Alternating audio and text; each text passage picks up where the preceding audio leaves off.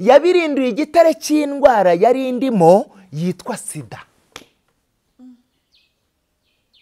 Ndangije mvanamo ibyo ngiye kubereka mbasobanurira detaye kuri detaye, akantu ku kandi. Dore ubu buntu nshikamyemo ni iyi ngiyi.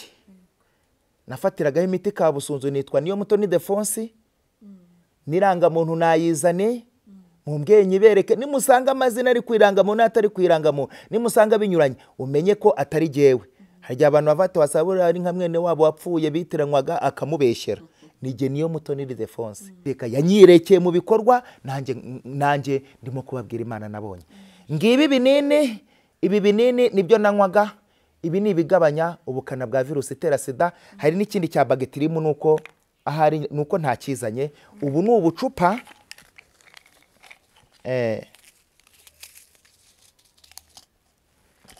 ubu ni ubucupa bubamo iyo miti. Yarabacanze yarabakaranze kugira no mu nzu Imana hagera uko nabaye muraka. Bahaguruka dusenga, n'ejo bundi narahaguruka. Aha turabasoje mwembe mwese mukurikira ibiganiro by'Inzahuke TV. Muri uyu mwanya tubahaye ikaze aho uri hose mu gihugu cy'u Rwanda, mu migabane y'Uburayi, muri Afurika hose. Wiyumvemo ikaze ku Nzahuke, ukomeze mudukurikirane kandi mushonje muhishiwe. Rero kuri uyu munsi dufite ibyiza Imana yaduteguriye hano tugiye gusangira. Birashoboka yuko ubuzima bwawe butari kugenda neza, wagize ibyago, ihangane. Ufite ibibazo mu buzima bitari bimwe, ihangane, usenga Imana igushyigikire kandi yumva amasengesho.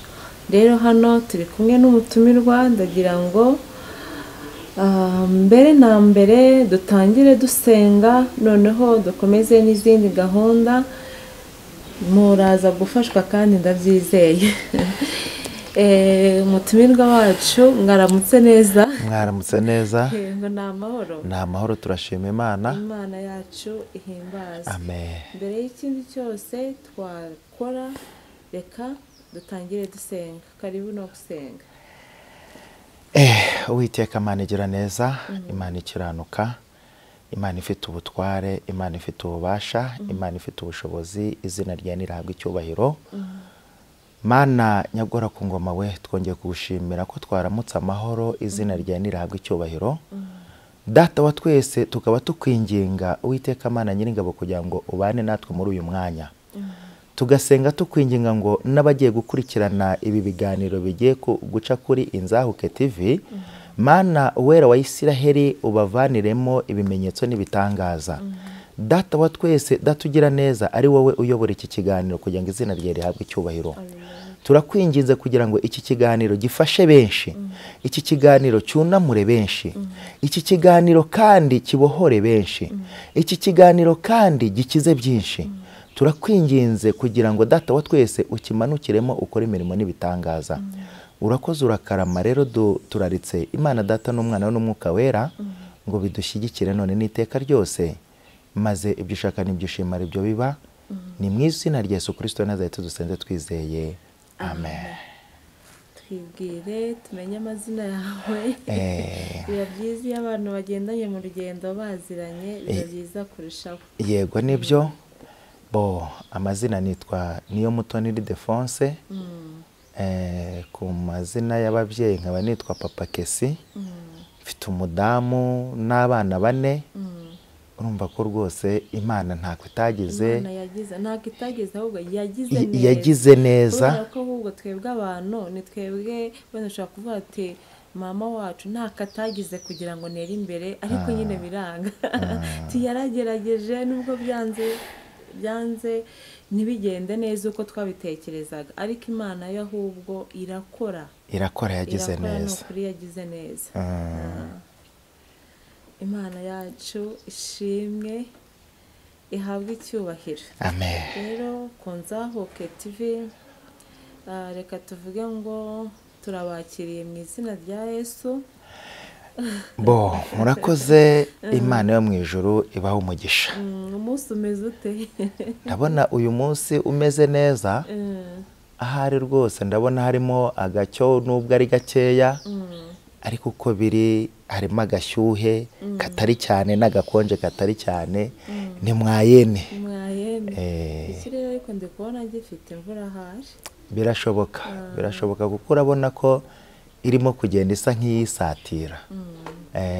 Imvura ni nziza, iyo yaguye ituma n'imyaka izamuka, ariko nanone ntikabye. Oya nibyo, kuko iyo ikabije imyaka iragenda.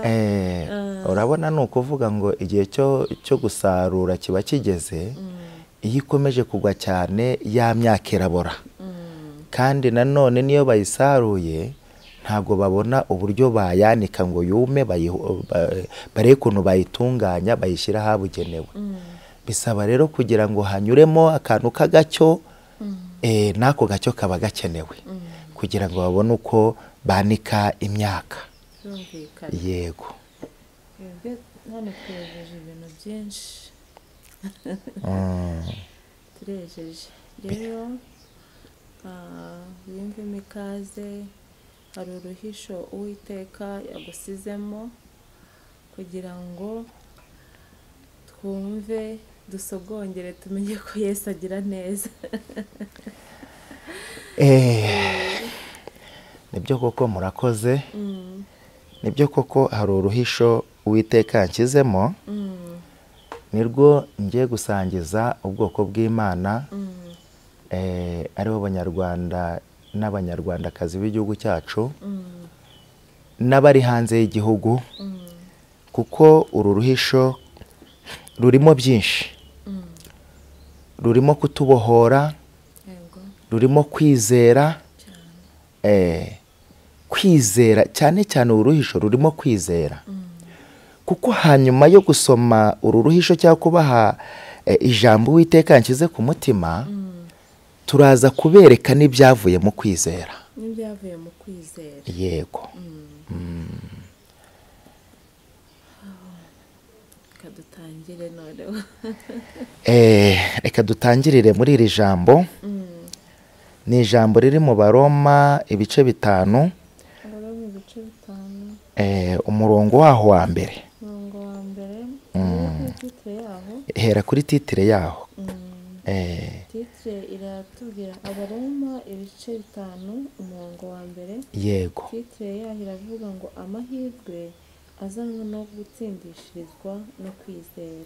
Amahirwe azanwa no gutsindishirizwa no kwizera. Umurongo wa mbere. Yego. Nuko rero ubwo twatsindishirijwe no kwizera, dufite amahoro ku Mana, ku Mwami wacu Yesu Kristo, adushyigikirije ubu buntu dushikamyemo kubwo kwizera, ngo tubone uko twishimira ibyiringiro byo kuzabona ubwiza bw'Imana. Burekeye aho ngaho. Iri jambo ry'Imana ni ukuri kandi ni ihame. Ni ukuvuga ngo titire y'ijambo iratubwiye ngo amahirwe azanwa no gutsindishirizwa, amahirwe azanwa no gutsindishirizwa no kwizera. Hanyuma ijambo umurongo wa mbere ukavuga ngo nuko rero ubwo twatsindishirijwe no kwizera, amahoro ku Mana kubw'Umwami wacu Yesu Kristo, wadushyikirije ubu buntu dushikamyemo kubwo kwizera, ngo tubone uko twishimira ibyiringiro byo kuzabona ubwiza bw'Imana.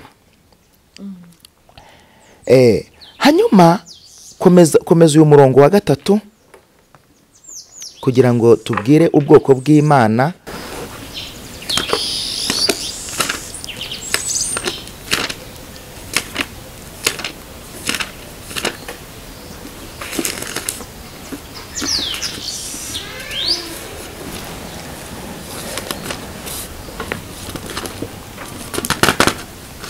kugira ngo ariko si ibyo byonyine, ariko genda gake, ariko si ibyo byonyine, ahubwo twishimira no mu makuba yacu. ahubwo twishimira no mu makuba yacu. Si ibyo byonyine, ahubwo twishimira no mu makuba yacu, kuko tuzi yuko amakuba atera kwihangana. kuko tuzi yuko amakuba atera kwihangana, kandi kwihangana kugatera kunesha ibitugerageza. kandi kwihangana kugatera kunesha ibitugerageza, uko kunesha kukadutera ibyiringiro. uko kunesha kugatera ibyiringiro. Bene ibyo byiringiro ntibikoza isoni. bene ibyo byiringiro ntibikoze isoni, kuko urukundo rw'Imana rwasabye mu mitima yacu kubw'umwuka wera twahawe. Amen. kubw'urukundo rw'Imana rwasabye mu mitima yacu kubw'umwuka wera twahawe. Nkomeze rekera aho ngaho. Haleluya. Ndagira ngo mbwire ubwoko bw'Imana bukurikiye Inzahuke TV, baba abari muri iki gihugu cyacu cy'u Rwanda n'abari kure yacyo hanze y'igihugu, ndagira ngo mbabwire icyerekeranye n'iri jambo ryo kwizera, nkikibatera mbere yuko hakiri amatsiko, nava ngo mbaye mbahishe hari amatsiko ndi buze kubereka noneho imbona nkubone yerekana ibyavuye muri kwa kwizera, yerekana ibyavuye mu mahirwe azanwa no gutsindishirizwa no kwizera.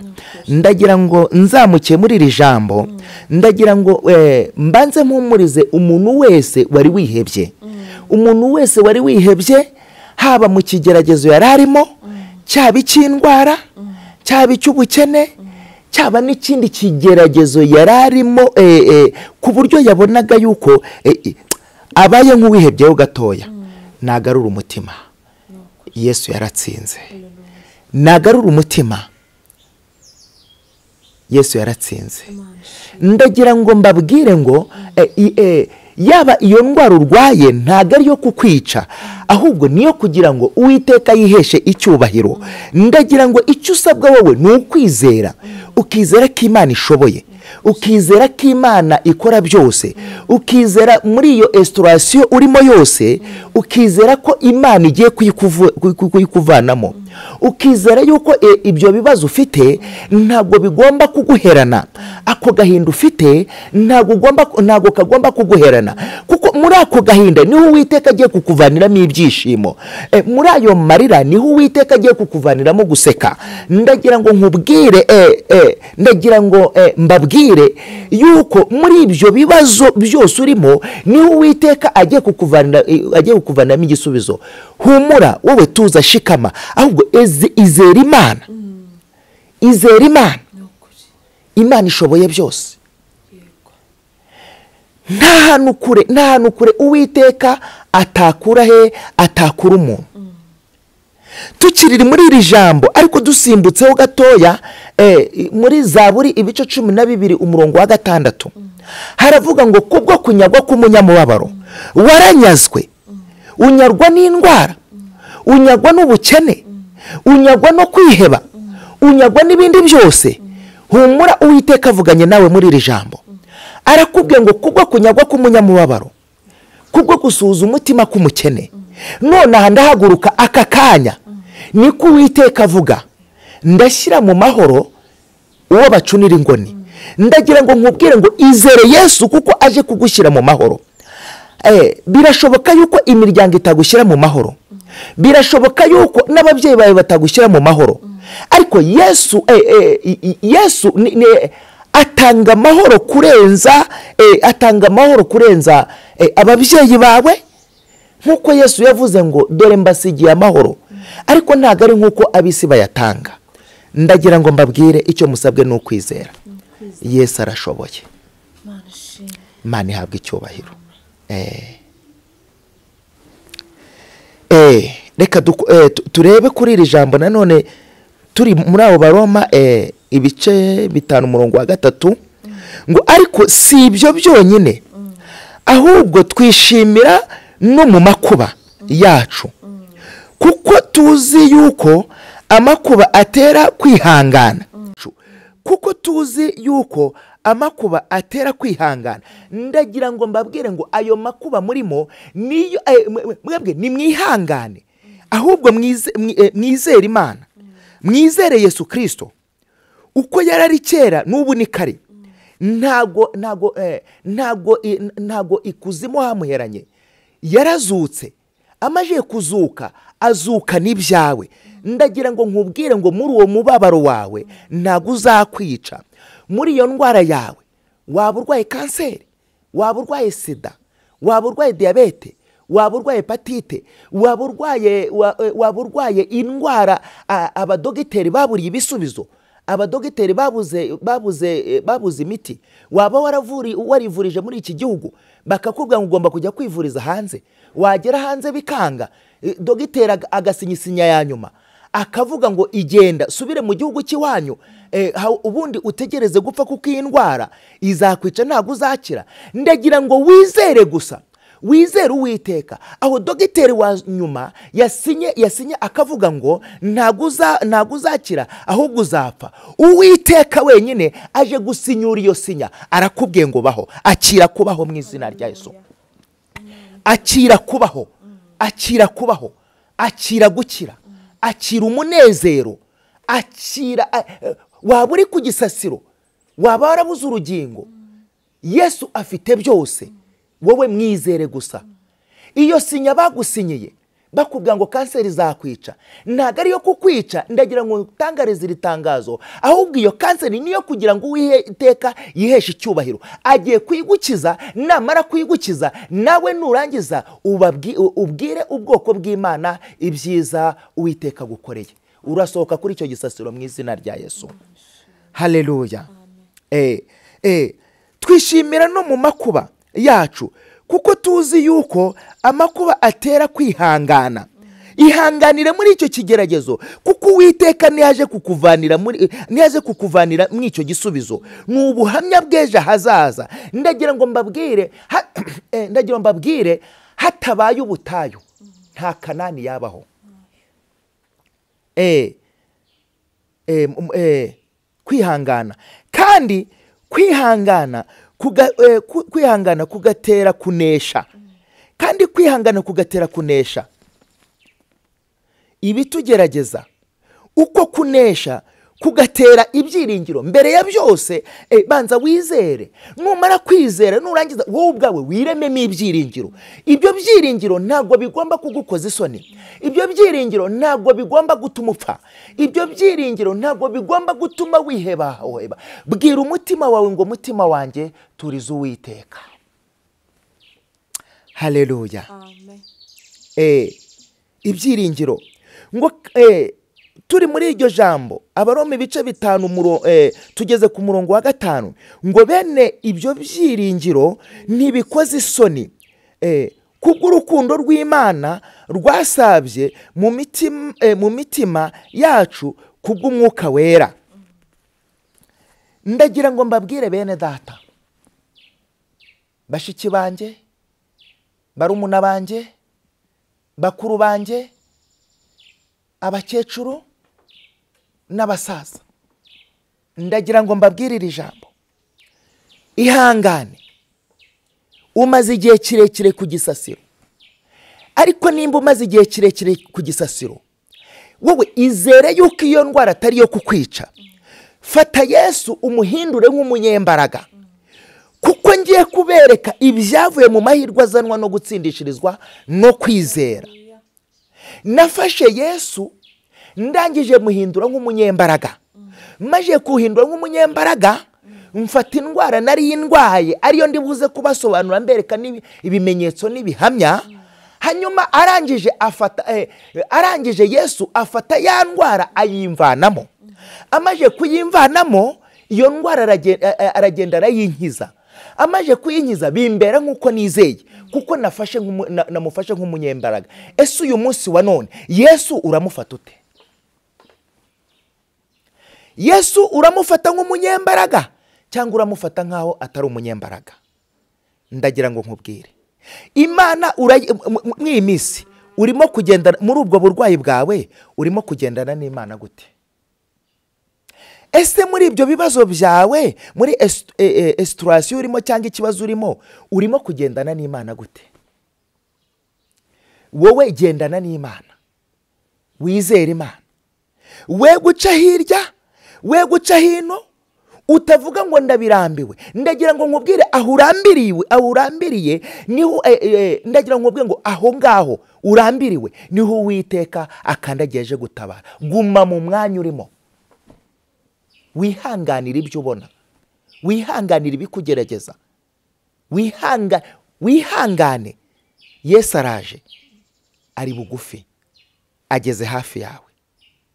Komeza wihangane, humura. Yesu arakuzi. Ntabwo ndwara izakwica, ntabwo sida izakwica, ntabwo kanseri izakwica, ntabwo diyabete izakwica, nta n'ikindi kintu n'iki na kimwe. Nta hantu Uwiteka atakura umuntu wamwemereye. Icyo usaba wowe, izera Imana. Numara kwizera Imana kandi, mbere yuko wizera Imana, banza uve mu byo urimo, uve mu byaha. Kuko ijambo ry'Imana riravuga ngo kubaha Uwiteka nibwo bwenge, niko Salomo yavuze. Kuva mu byaha niko kujijuka. Ndagira ngo nkubwire ngo amaboko y'abana b'abantu nakurekura, ay'Imana azakuramira. Ay'Imana azakuramira.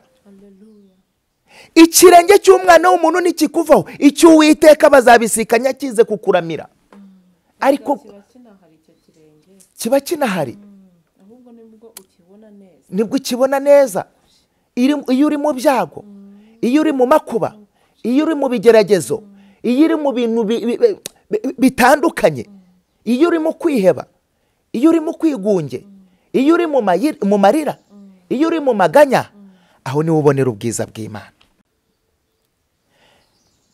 Twihuse, Yesu bamutumyeho baramubwira ngo inshuti yawe Lazaro irarwaye.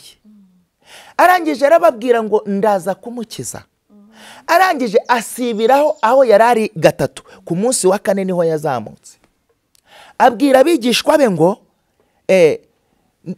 tugende tujye i Betaniya, dore inshuti yacu Lazaro irasinziriye. Ariko ntabwo bigize bahishurirwa yuko Lazaro yapfuye. Ahubwo Yesu yahise abasobanurira, baravuze ngo nimba asinziriye azakira. Arangije arababwira ngo niko kubera arababwira ngo Lazaro yarapfuye. Arangije arababwira ngo barazamuka. Bamaje kugenda bagera kwa Lazaro. Bamaje kugera kwa Lazaro, mushiki wa Lazaro umwe, Marita yimba atari Mariya, araza asanganira Yesu. Aramubwira ngo databuja, iyo uza kuba uhari musaza wanjye ntabwo aba yarapfuye. Arangije aramubwira ngo niwizera urabona igitangaza cy'Imana. Haleluya. Nawe niwizera uyu munsi wa none urabona igitangaza cy'Imana. Urava ku gisasiro wari uriho, urava mu bibazo wari uriho, urava mu marira wari uriho. Yesu araguhanagura amarira. Arafata ibyawe byari byarapfuye, byaraboze, byaranutse, narangiza bivanemo ibizima, nurangiza ushima Imana. Ibyo urimo ni ubuhamya bw'ejo hazaza. Haleluya. Agezeyo arababwira ngo mwamushyize he? Arababwira ati mushiki wabo aramubwira ngo databuja, uyu ni umunsi wa kane aranuka. Aramubwira ati ntabwo nakubwiye ko niwizera uri bubone igitangaza cy'Imana? Ariko hagati aho yaramubwiye ngo ese wizeye ko musaza wawe Lazaro ashobora kuzuka? Arangije avuga ngo ndizera ngo azazuka ku munsi w'umuzuko. Arangije aramubwira ngo nige kuzuka no kuri n'ubugingo. Haleluya. Yesu niwe kuzuka no kuri n'ubugingo. Ijambo rikambwira ngo abamwemeye bose yabahinduriye kuba abana b'Imana. Nawe mwemerere,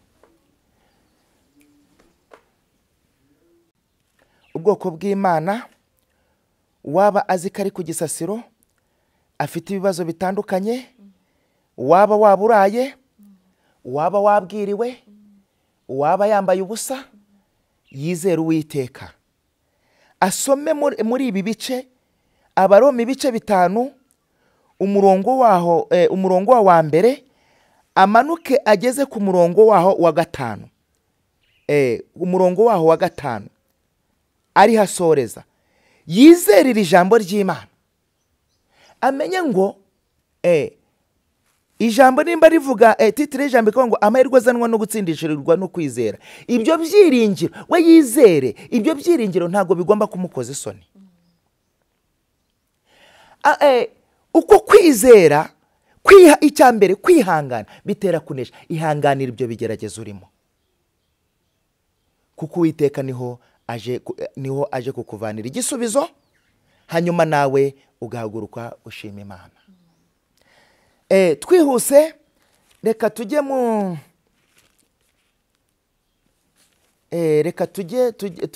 muri Yohana, ibice 5,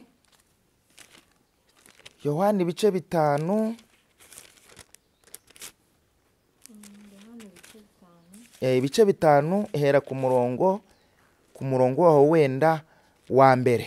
Umurongo wa mbere, Yohana ibice 5 umurongo wa mbere. Titire y'ijambo iravuga ngo Yesu akize umuntu umaze imyaka 38 amugaye. Yesu akize umuntu umaze imyaka 38 amugaye. Hanyuma y'ibyo, burekeye aho ngaho gatoya, waba umaze imyaka 38 ku gisasiro, waba umaze imyaka 28 ku gisasiro, waba umaze imyaka 25 ufite ikigeragezo cy'indwara idakira, utegereje yuko iyo ndwara izakwica, waba umaze imyaka 15, waba umaze imyaka 10, waba umaze imyaka 7, waba umaze imyaka 6, Imana ntago yita ku myaka umazeho. Iyo ije gutabara ntago yita ku gihe umaze. Haleluya. Ntago Imana niza kugukiza ntago ari bwite ku gihe umaze, ahubwo yo ikiri buyimanure iraza ize kugukiza kugira ngo nawe ugire icyo ubwira ubundi bwoko bw'Imana busigaye kuri icyo gisasiro. Akira kuva ku gisasiro mu izina rya Yesu. Komeza. Hanyuma y'ibyo haba iminsi mikuru y'Abayuda, nuko Yesu ajya i Yerusalemu. Kandi Yerusalemu bugufi bw'irembo y'intama hariho ikidendezi. Yego. Mu Giheburayo cyitwa Betesida. Yego. Cyariho amabaraza 5. Muri ayo mabaraza hari abarwayi benshi, barimo impumyi n'ibirema n'abanyonyotse. Bari bategereje ko amazi yihinduriza, kuko rimwe na rimwe marayika yamanukaga akajya muri icyo kidendezi agahinduriza amazi, nuko umuntu wabanzaga kujyamo amazi yihindurije niwe wakiraga indwara ye iyo ariyo yose. Komeza. Hariho umuntu wari ufite indwara ayimaranye imyaka 38. Yesu amubonye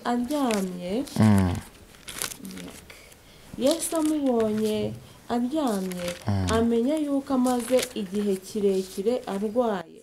Ngo Yesu amubonye aryamye, amenya yuko amaze igihe kirekire arwaye. Aramubaza ati mbese urashaka gukira? Burekeye aho ngaho. Ese mwene data urimo kutwumva, urimo kumva iki kiganiro, mbese urashaka gukira? Mbese urashaka kubohoka? Mbese urashaka ko Yesu akugirira neza? Izere Yesu. Uyu munsi wa none, waba uri hanze y'igihugu, waba uri muri iki gihugu cy'u Rwanda cyacu, uyu munsi wa none ndagira nkutangarize itangazo riturutse kwa Yesu yuko uyu munsi wa none niwizera urahaguruka kuri icyo gisasiro mu izina rya Yesu. Komeza. Umurwayi aramusubiza ati databuja simfite umuntu njugunya mu kidendezi, iyo amazi yihindurije nyiza undi antanga kumanukamo. 8 Yesu aramubwira ati byuka wikorere uburiri bwawe ugende. Yego. Muri ako kanya uwo muntu arakira, yikorera uburiri bwe aragenda. Rekera aho ngaho. Haleluya. Amen. Ndumva nezerewe Imana. Uyu munsi ndumva nezerewe Imana. Kuko hari abantu bagiye kubohorwa n'ijambo ry'Imana. Kuko hari abantu bagiye kwizera aka kanya bakizera ijambo ry'Imana bagahaguruka ku gisasiro. Waba waragiye kwa muganga bakaguha imiti ikuvura ntikuvure.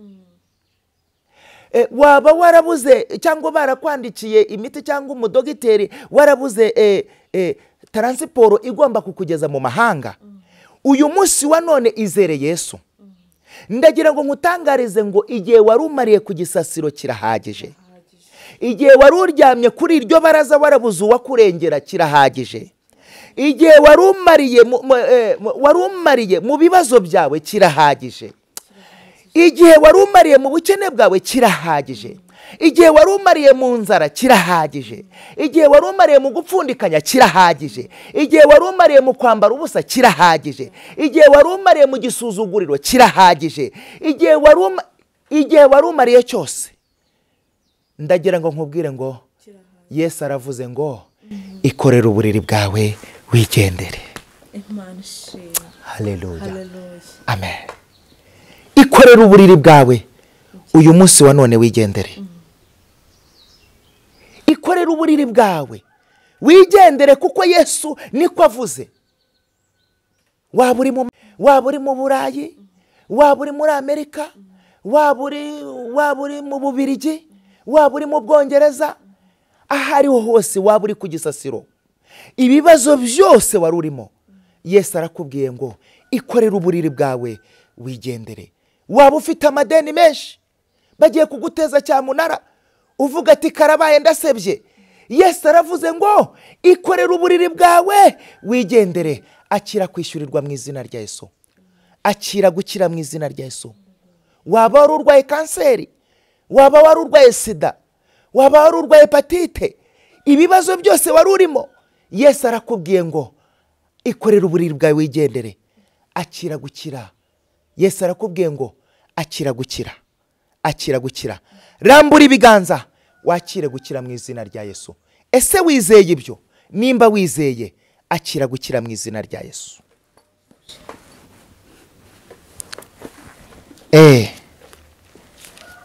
Reka turebe irindi jambo ry'Imana twihuse kugira ducunguze uburyo umwete.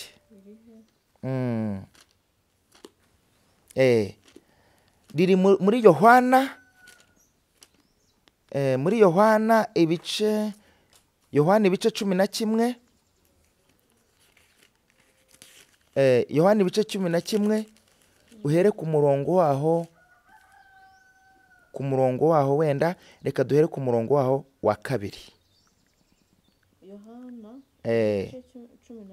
hera ku murongo waho wa mbere. Yesu azura Lazaro. Ndagira ngo nkubwire mwene data udukurikiye, ndagira ngo nkubwire ngo ibyawe byari byarapfuye, Yesu arabizuye. Niko umutwe w'ijambo tubwiye ngo Yesu azura Lazaro. Ibyawe byari byarasinziriye, Yesu arabizuye. Niko Yesu avuganye nawe muri iri jambo. Yesu arabizuye. Humura, wikwiheba, wikwiganyira, ayo marira yareke. Yesu aje kukumara umubabaro kuko ibyawe byari byarasinziriye cyangwa byarapfuye. Wari warabuze amaherezo, wari warabuze ukareba hepfo, ukareba ruguru, ugakubita hirya, ugakubita hino. Nkuzaniye ijambo ry'ihumure rivuga ngo ibyawe Yesu arabizuye. Dukomeze iryo jambo. Hariho umuntu wari urwaye witwaga Lazaro i Betaniya, ikirorero cy'iwabo wa Mariya na Marita mwene se. Mariya uwo niwe wasize umwami Yesu amavuta ku birenge, yego, akabihanaguza umusatsi we. yego, musaza w'uwo ni Lazaro wari urwaye. Nuko bashiki be batuma kuri Yesu bati, databuja, uwo ukunda ararwaye. Yesu abyumvise aravuga ati, iyo ndwara si iyo kumwica, ahubwo niyo guhimbarisha Imana no gutuma umwana w'Imana ahimbaza. Haleluya. Twatangiye ikiganiro mbabwira ngo iyo ndwara urwaye ntago ari yo kukwica, niyo kugira ngo Uwiteka yiheshe icyubahiro nk'uko ijambo rivuze.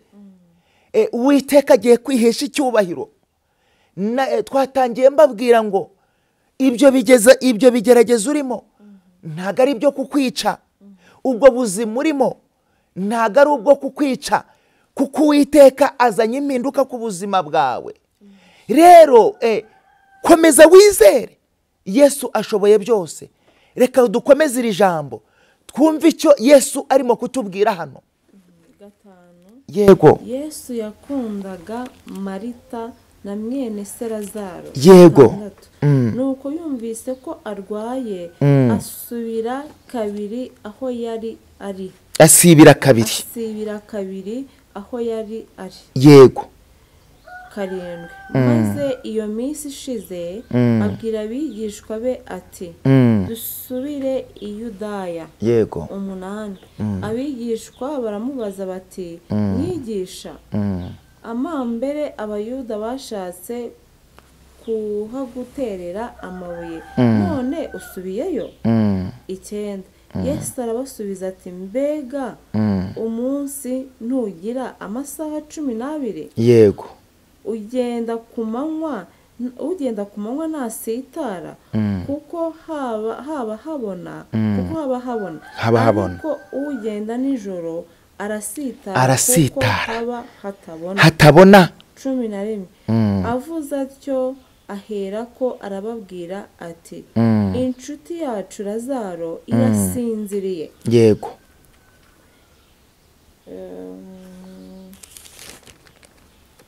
Yesu arabasubiza ati, mbenga umunsi ntugira amasaha 12? Ugenda ku manywa ntasitara, kuko haba habona. 10. Ariko ugenda nijoro arasitara, kuko haba hatabona. 11. Yego. Avuze atyo aherako arababwira ati, inshuti yacu Lazaro irasinziriye, ariko ngiye kumukangura. Yego. 12. Abigishwa baramubwira bati, databuja, ukira aho ngaho, subira aha ngaha. Aricyo aho ngaho 9 cyangwa 10, aho yamubwiye ngo inshuti yacu Lazaro irasinziriye.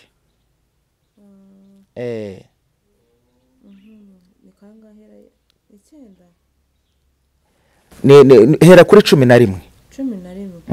Avuze atyo aherako arababwira ati, inshuti yacu Lazaro irasinziriye, igenda gake gakeya, ariko ngiye kumukangura. Rekera aho ngaho, turagenda gake gake. Inshuti yacu Lazaro irasinziriye, ariko ngiye kumukangura. Ndagira ngo mwene data unkurikiye uri hanze y'igihugu, mwene data unkurikiye uri muri iki gihugu cy'u Rwanda cyacu, ndagira ngo nkubwire ngo nubwo ibyawe ubona bisinziriye, ukabona nta herezo, ukabona wabuze ibisubizo, ndagira ngo nkubwire ngo Yesu aje kugira ngo abikangure, kugira ngo izina ry'Imana rihabwe icyubahiro. Yego. 12. Abigishwa baramubwira bati, databuja, niba asinziriye azakira. Hari benshi bavuga ko bitazashoboka, hari benshi batekereza bakavuga ati, ese uriya muntu azakira, ese buriya buzima bayemo azabuvamo, ese ko ndeba ibibazo byisukiranye neza yabuze igisubizo. Ese buriya azabona ubuzima bumuhindura? Ndagira ngo nkubwire bene data, Yesu aje kuguhindura ubuzima. Yesu aje guhindura umubiri wawe. Yesu aje kuguhindura icyaremwe gishya. Icyo usabwa ni ukumwemerera. Reka dukomeze ijambo twumve icyo. 12. Yego. Abigishwa baramubwira bati, Yego. databuja niba asinziriye azakira. Yego. 13. Nyamara Yesu yavugaga iby'urupfu rwa Lazaro, ariko bo batekerezaga yuko avuze gusinzira kw'ibitotsi. Yego. 14. Yesu niko kuberurira ati, Lazaro yarapfuye. 15. Nanjye nezerewe ku bwanyu kuko ntari impari, kugira ngo noneho mwizere, nimuze tujye aho ari. Ahari. Tukiri aho ngaho, ndagira ngo mbwire ubwoko bw'Imana, mbabwire ngo dore Yesu aje aho uri, wowe mukingurire. Kuko Yesu aravuga ngo mpagaze ku rugi ndakomanga, uwumva ijwi ryanjye agakingura ndinjiriwe. Dore Yesu araje, aje kukuvana mu kibazo wari urimo. Yesu araje, aje kukuvana ku gisasiro wari uriho. Yesu araje, aje kugukiza iyo kanseri. Yesu araje, aje kugukiza iyo sida. Yesu araje, aje kugukiza iyo diyabete. Yesu araje, aje kugukiza iyo hepatite. Yesu araje, aje kuguha ibisubizo by'ibibazo, aje kuguha ibisubizo by'ibibazo wari urimo. Yesu araje, aje guhindura ibyo wari warabuye ibisubizo, akira ibisubizo mu izina rya Yesu. Wari uri pozitifu, akira negatifu mu izina rya Yesu. Komeza iryo jambo. Ndumva mfashijwe. Haleluya. Amen. Ndumva mfashijwe. 16. Toma witwaga Didumo abwira abigishwa bagenzi be ati, Yego. natwe tugende dupfane nawe. Natwe tugende dupfane nawe. Yesu ageze asanga Lazaro amaze iminsi 4 mu gituro. Yego. I Betaniya hari bugufi bw'i Yerusalemu. Yego. Nka sitadiyo 15. Yego. Nuko abayuda benshi bari baje kwa Marita na Mariya kubahumuriza, kuko umusaza wabo yari yapfuye. Marita yumvise ko Yesu aje, ajya kumusanganira, ariko Mariya asigara yicaye mu nzu. Marita abwira Yesu ati, databuja, iyaba wari uri hano, musaza wanjye ntaba yapfuye. Kandi n'ubu nzi yuko ibyo usabye Imana byose Imana izabiguha. Haleluya. Komeza aho hantu. Yesu aramubwira ati, musaza wawe azazuka. Marita aramubwira ati, nzi yuko azazuka mu muzuko wo ku munsi w'imperuka. Yego. 25. Yesu aramubwira ati, ningiye kuzuka n'ubugingo, unyizera naho yaba yarapfuye azabaho. Kandi umuntu wese ukiriho unyizera ntazapfa iteka ryose. Mbese wizeye ibyo? Haleluya. Amen. Buhagaze aho ngaho. Yesu arimo kubabwira ngo niwe kuzuka n'ukuri n'ubugingo. Akababwira ngo naho umuntu yaba yarapfuye azongera kubaho. Akababwira ngo ese wizeye kuri bukire? Ese wizeye ko ikibazo urimo uri bukisohokamo neza? Ese ibyo byiringiro ko twatangiye tuvuga ngo bene ibyo byiringiro ntibikoze isoni, ese uracyafite ibyo byiringiro? Yesu arakubwiye ngo aze kuzura ibyawe, niwe kuzuka n'ukuri n'ubugingo. Mwizere, umufate nk'umunyembaraga, umufate nk'ushobora byose, nawe aza kuvana muri icyo kibazo wari urimo. Humura mwene data, ndaguhumuriza, ndi umugabo wo kubihamya. Nanjye ndi umwe mu Yesu yagiriye ubuntu. Mu kanya ndaje mbereke ibyo Yesu yankoreye, ngendeye kuri iri jambo riri mu Baroma ibice 5 umurongo waho wa mbere twahereyeho. Hanyuma nimurangiza mwizere Yesu, mwizere Yesu ashoboye byose. Mumufate nk'umunyembaraga, nawe mufate nk'umunyembaraga, mu byo urimo byose mufate nk'umunyembaraga, nawe aza kuneshereje. Yigize abwira Gideyoni ngo genda uko imbaraga zawe zingana, dore nkugabije abamidiyani. Humura mwene data, genda uko imbaraga zawe zingana. Mu mbaraga zawe nkeya Yesu arakuza, aragusobanukiwe. Tambuka, tambuka, tambuka, tera urutambwe rumwe, izere Yesu. Izindi 99 aziguterere, azagukize. Uhere ko uhimbaza Imana. Ibigeragezo urimo, ibibazo urimo ntago ari byo kukwica. Nagira ngo nkumurize, nkubwira ngo Yesu araje abikuvanemo, nibyo kugira ngo iteka yiheshe icyubahiro. Namara kubikuvanamo nurangiza ushima Imana. Ngaho komeza iryo jambo.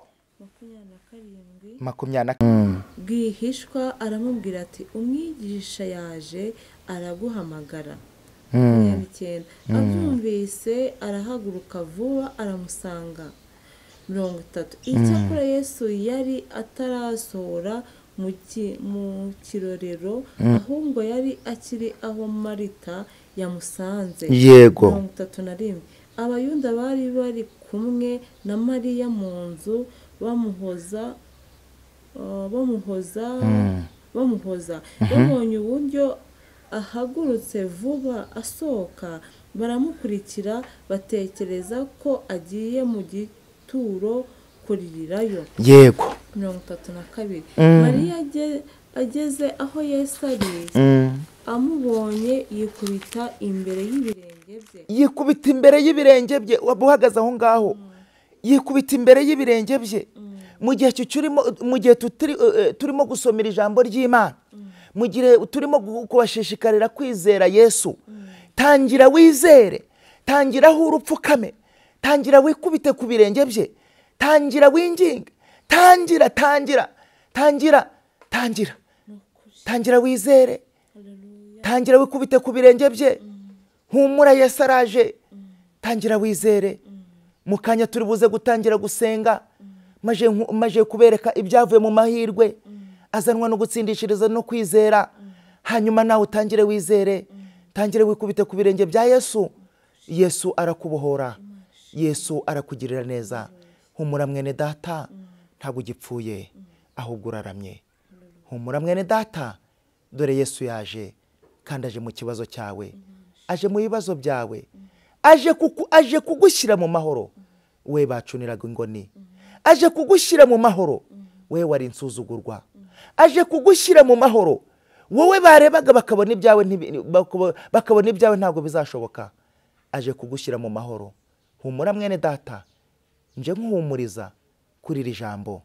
Izere Yesu, hanyuma nawaje mu byawe. Komeza. 32 Mariya ageze aho Yesu ari, amubonye yikubita imbere y'ibirenge bye. Aramubwira ati databuja, iyaba wari uri hano, musaza wanjye ntaba yapfuye. 33 Yesu amubonye ararira, n'Abayuda bazanye nabo bararira. Asuhuza umutima arawuhagarika. 34 Arababaza ati mbese mwamushyize he? Baramusubiza bati databuja, ngwino urebe. 35 Yesu ararira. 36 Abayuda baravuga bati dore nimurebe uburyo yamukundaga. 37 Bamwe muri bo baravuga bati uyu ko ahumura impumyi, ntaba yarabashije kuza n'uyu ntapfe. Yego. 38 Yesu yongera gusoza umutima, agera ku gituro cyari isenga ishizweho igitare ku munwa. Yego. 39 Yesu arababwira ati nimukureho igitare. Yego. Marita mushiki wapfuye aramubwira ati databuja, none aranuka kuko amaze iminsi 4. 40 Yesu aramubwira ati sinakubwiye nti niwizera uri bubone ubwiza bw'Imana? Yego. 41 Nuko bakuraho igitare. Yesu arararama aravuga ati data, ndagushimiye kuko unyumvise. yego 42 ubwanjye nari nzi yuko unyumva iteka, ariko mbivugiye kubw'abantu bangose ngo bizere yuko ari wowe wantumye. 43 maze amaze kuvuga ibyo arangurura ijwi rirenga ati Lazaro soka. haleluya 44 uwari upfuye arasohoka azingazingiwe mu myenda amaguru n'amaboko n'igitambaro gipfutse mu maso he. Yesu arababwira ati nimumuhambure mumureke agende. haleluya Amen. haleluya Amen. izina ry'Imana rihabwa icyubahiro. Imana ishimwe. ijambo ry'Imana ribitubwiye neza, rirabitubwiye. Yesu yageze kwa Lazaro, amaje kugera kwa Lazaro arangije asuhuza umutima, amaze gusuhuza umutima arangije ararira. ntago Yesu yarizwaga nuko Lazaro yapfuye, kuko Yesu nubundi ajya kuva no mu ijuru cyangwa ajya kuza yarazi ko nubundi Lazaro agomba gupfa yarangiza akamuzura, nkuko nawe agiye kuzura ibyawe. arangije yababajwe nuko batamwizeye. niyo mpamvu natangiye nkubwira ngo wowe icyo usabwa ni ukwizera Yesu, yarangiza nawe akaza mu byawe. arangije arababaza ngo se mwamushyize he? birashoboka ko ibyawe byaba byarananiranye, na ndetse bakavuga ngo biriya ntabwo bizashoboka, na ndetse bakavuga ngo uriya muntu ntabwo kiriya gisuzugura azakivaho, ntabwo iriya ntebe gisuzugura azayivaho, ntabwo kiriya gisasira azakivaho. birashoboka ko bakurambiwe burundu kubera indwara ufite, birashoboka ko bakurambiwe burundu n'imiryango yarakurambiwe iranaguta burundu, iragusezerera, iravuga ati genda uzirwarize. ariko ndagira ngo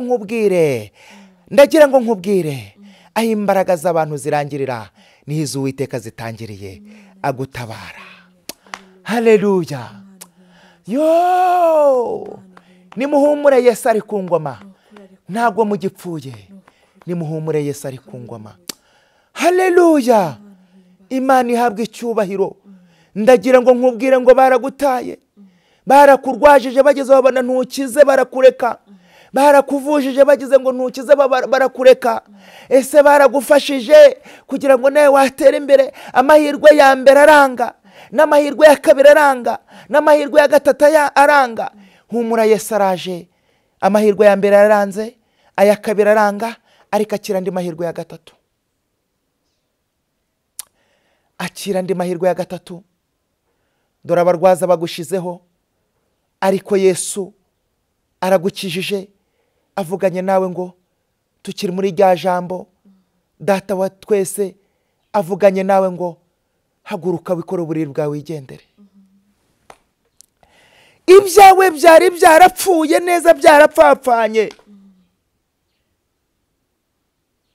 wari waraboshywe utinyeganyeza, waraboshywe n'ibibazo bitandukanye. njye urimo kubikubwira, ndi umugabo wo guhamya Yesu. namubonye imbona nkubone, namubonye amaso ku maso, mubonera mu bikorwa. ndagira ngo nkubwire ngo ibyawe byari byarapfuye, Yesu arabizuye. akira ibyawe bizima mu izina rya Yesu. akira ibisubizo byawe, akira ihumure riturutse ku Uwiteka. akira, rambura ibiganza wakire, rambura ibiganza wakire. udukurikiye yaba uri muri iki gihugu cyacu no hanze y'igihugu cyacu, nkuzaniye ijambo ry'ihumure rivuga ngo ibyawe byari byarapfuye, Yesu arabizuye. twihuse kugira ngo mbahe ubuhamya ho gatoya. tugiye kureba muri Matayo ibice 28.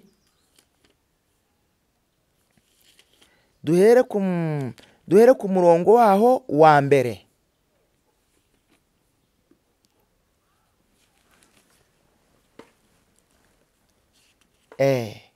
nimuhumure. n'umunani. Duhere ku murongo waho wa mbere.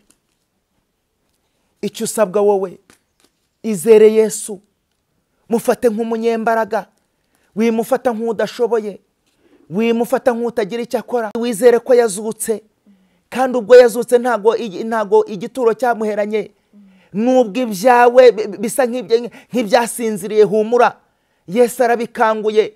Nubwo ibyawe babifashe bakabitabataba bakongera bagataba bakorosa burundu, humura, humura, humura.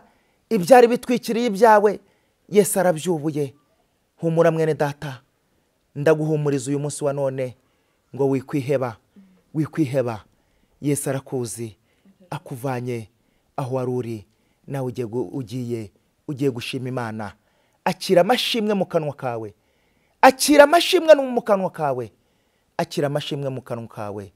Izere Yesu aguhindurira ubuzima, izere Yesu aguhindura imibereho, izere Yesu akuvane mu rwego wari urimo agushyire mu rundi rwego, izere Yesu akuvane kuri sikariye wari uriho y'igisuzuguriro agushyire ku yindi sikariye. Izere Yesu. Ndaguhumurije, humura mwene data, Yesu araje kandi aje mu byawe. Soma iryo jambo. Matayo ibice 28 umurongo n'uwa mbere. Kuzuka kwa Yesu. Ukiri aho ngaho, ndagira ngo mbabwire, mwa mitima yari ihebye mwe, Yesu yarapfuye ariko arangije arazuka. Yesu yarapfuye ariko arangije arazuka. Nababwiye ngo mumwizere, kuko mu kanya ngiye kubereka ibyo yankoreye. Hanyuma nimurangiza mwizere, Yesu yarapfuye ariko ubu ni muzima, kandi ibyo yakoraga kera n'ubu aracyabikora. Kera azura, n'ubu aracyazura. Aho muri impumyi, ibipfamatwi bikumva, ibiragi bikavuga, ibirema bikagenda, abapfuye bakazuka, abadayimoni bari mu bwoko bw'Imana bakavamo. Ibyo byose Yesu aracyabikora. Yicaye iburyo bwa Data kandi ateze amaboko kugira ngo nawe narangiza. Yesu yarabanzaga akavuga ngo igendere, ibyaha byawe urabibabariwe, kwizera kwawe kuragukijije. Rero nawe komeza wizere, kwizera kwawe niko kugira gute, niko kugomba kugukiza. Wowe izere, ibindi biharire. Yesu arahari kandi ni muzima, ndi umugabo wo kumuhamya. Yego. Murongo wa mbere batubwiye nuko umunsi w'isabato ushize ku wa mbere w'iminsi 7, yego, umuseke wenda gutambika, Mariya Madagalena na Mariya wundi bajya kureba cya gituro. Kabiri, habaho igishyitsi cyinshi, kuko marayika w'Umwami Imana yari amanutse avuye mu ijuru, abirindura igitare akicaraho. Subira aho ngaho. Aho ngaho ku wa mbere habaho igishyitsi cyinshi. Haba ku wa mbere y'iminsi 7 w'isabato habaho igishyitsi cyinshi. Ndagira ngo nkubwire ngo uyu munsi wa none habayeho igishyitsi cyinshi kubwo gutabarwa kwawe. Akira gutabarwa, akira gutabarwa kwawe. Habayeho igishyitsi cyinshi kuko Uwiteka ahindishije igishyitsi cyo kugutabara. Yego. Kuko marayika w'Umwami Imana yari amanutse. Genda gake. Ngo kuko marayika w'Umwami Imana yari amanutse. Yego. Avuye mu ijuru. Ndagira ngo nkubwire ngo marayika w'Umwami Imana, marayika w'Uwiteka, aka kanya uyu munsi, isaha n'uyu munota, aramanutse akuzana ibisubizo byawe. Avuye mu ijuru, akira ibisubizo byawe. Marayika ukiza indwara aramanutse ku bwawe, akira ibisubizo byawe. Marayika usubiza usubiza intege mu bugingo, marayika uhumuriza imitima yari yihebye, akira ibisubizo byawe. Yego. be yaho abirindura igitare akicaraho. Ndagira ngo nkubwire ngo uyu munsi wa none n'iyi tariki, n'uku kwezi, n'uyu mwaka uwandike.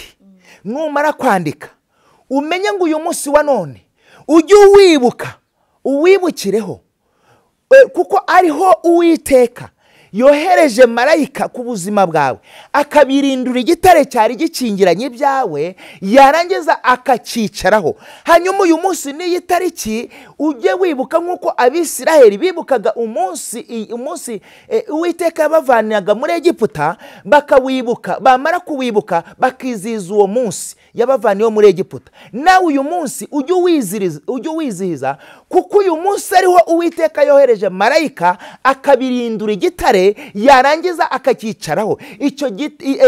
Icyo gitare wari umazeho igihe kirekire, icyo gitare cy'uburwayi, icyo gitare cy'inzara, icyo gitare cy'ubushomeri, icyo gitare cyo gusuzugurwa, icyo gitare cyo gutukwa, icyo gitare cy'igisuzuguriro, icyo gitare, haleluya, ndumva mfashijwe. Icyo gitare cya kanseri, icyo gitare cya diyabete, icyo gitare cy'umugongo, icyo gitare cy'amaso, icyo gitare cy'uburagi, dore watewe na dayimoni y'uburagi, igutera kuba ikiragi, igutera kutavuga, igutera kutabona, igutera umugongo. Icyo gitare cy'uwo mugongo, icyo gitare cy'ayo maguru akurya, icyo gitare cy'ubwo burozi, icyo gitare cy'ayo mahembe, icyo gitare akira igitangaza. Uwiteka amanuye marayika we, abirinduye igitare wari umazeho igihe kirekire, marayika w'Uwiteka akicayeho. Komeza iryo jambo Mana yanjye, haleluya. Ngo ishusho y'uwo marayika umanutse irindura igitare akakicaraho,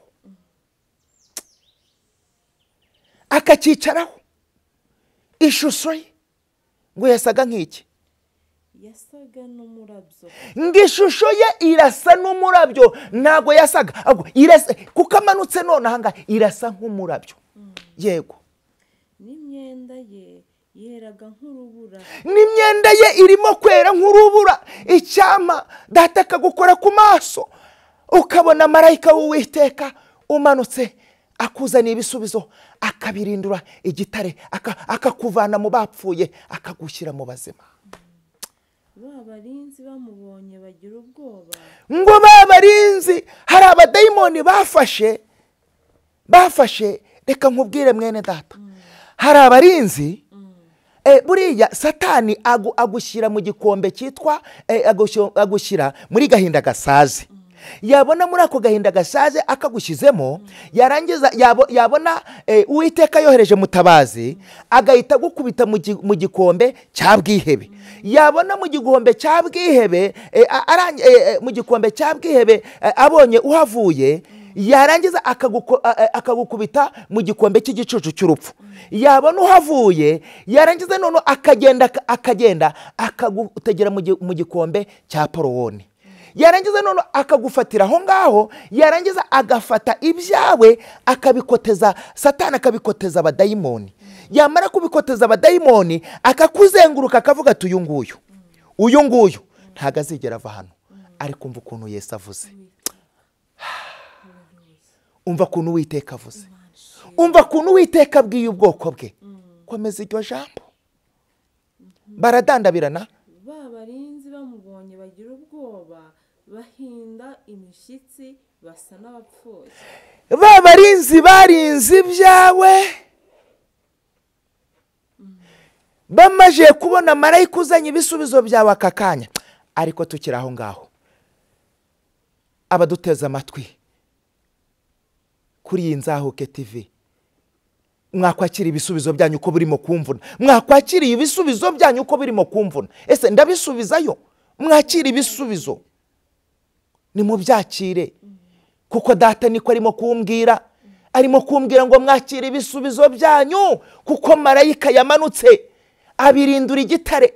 Abo badayimoni bari barakoteye ibyanyu babirinze ngo babaye nk'abapfuye kuko babonye marayika. Bari bazi ko mutazatabarwa, bari bazi ko utazasohoka kuri icyo gisasiro, bari bazi yuko utazagira iwawe, bari bazi ko uzapfira mu bukode, bari bazi yuko. Ariko akira ibisubizo. Niko data wo mu ijoro arimo kuvuga ngo akira ibisubizo byawe kuko abadayimoni barindaga ibyawe barangije gupfa. Komeza. Ariko marayika abwira abagore ati, ariko marayika arakubwira ati wowe humura. mwembweho mwitinya. Witinya nicyo kigeragezo. Witinya. Humura witinya. Marayika w'Uwiteka yamanutse akuzaniye ibisubizo. Yego. Kuko nzi yuko mushaka Yesu wabambwe. Kuko nzi neza yuko mushaka Yesu wabambwe. Niko ijambo ritubwiye. Mariya Magadalena barazindutse mu gitondo, bamaze kuzinduka mu gitondo. Ariko mwababyeyi mwakira umugisha. Yesu arabakunda. Nimwe mwageze kumva bwa mbere. Yesu arabakunda. Mwageze kumva bwa mbere. Yesu arabakunda. Mwakira umugisha mwababyeyi mwe. Ababyeyi bankurikiye mwakira umugisha kuko Yesu arabakunda.